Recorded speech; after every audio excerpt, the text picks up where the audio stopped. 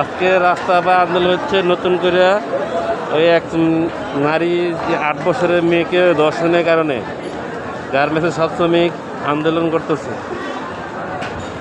Garments থেকে লোক ছাড়া দিছে, সব ছাড়া দিচ্ছে, রাস্তাঘাটে আন্দোলন গ্যাঞ্জাম।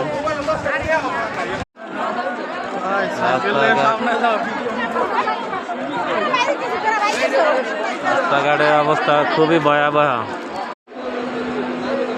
প্রতিটা গার্মেন্টস থেকে লোক বাহির করে দিচ্ছে। রাস্তাঘাটে যানজট, গাড়ি চলতে দিচ্ছে না।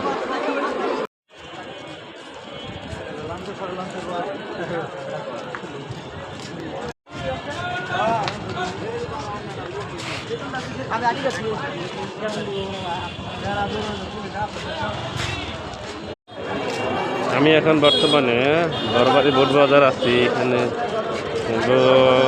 গ্যাঞ্জাম কোলাহল, বড় গাড়ি একদমই নেই, চলছে আন্দোলন মিছিল।